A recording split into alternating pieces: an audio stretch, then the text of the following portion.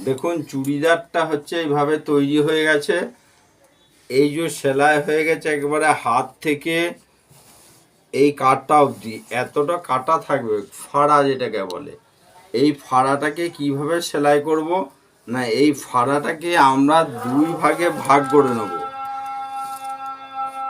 দুই ভাগে ভাগ করে নিলাম। এরপর দেখুন এইটাকে একটু নখ মেরে নিলাম, আর এইটাকেও একটু নখ মেরে নিলাম। এরপর দেখুন এই পজিশনটা যেমন যতটা মুড়তে চাইছে এইটাকে আমরা ডবল ভাঁজ করে দিচ্ছি আর সেলাই আরম্ভ করছি। এই দেখুন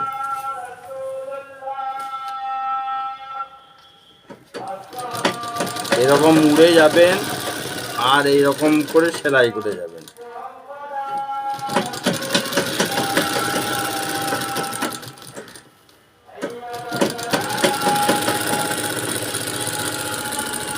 ঠিক কাটা জায়গাটায় আসার পর মেশিনটাকে এই দিকে ঘুরিয়ে নেবেন, মেশিন থেকে ছাড়িয়ে নেবেন না, দিয়ে পরে আবার এই দিকটা মুড়ে নেবেন, সেলাই হয়ে গেল। আবার যেমন ওই দিকটা মুড়লেন সেই রকমই এই দিকটাও মুড়া হবে।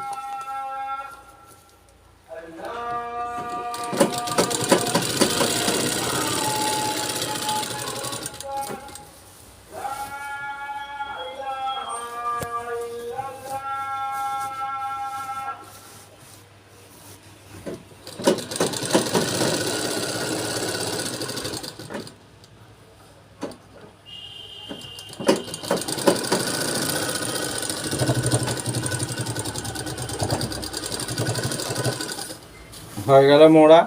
এরপরে এইটাকে পাশে পাশে আর একটা সেলাই দিতে হবে, দেখতে সুন্দর লাগে।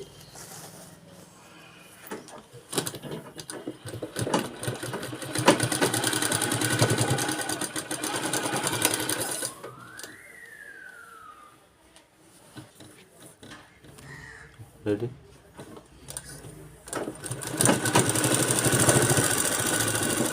ঠিক একবারে ধারে ধারে আর একটি সেলাই দিন।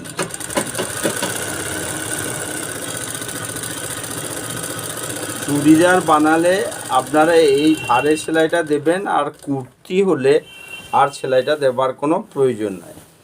ওই একটা সেলাইই ভালো লাগে কুর্তিতে।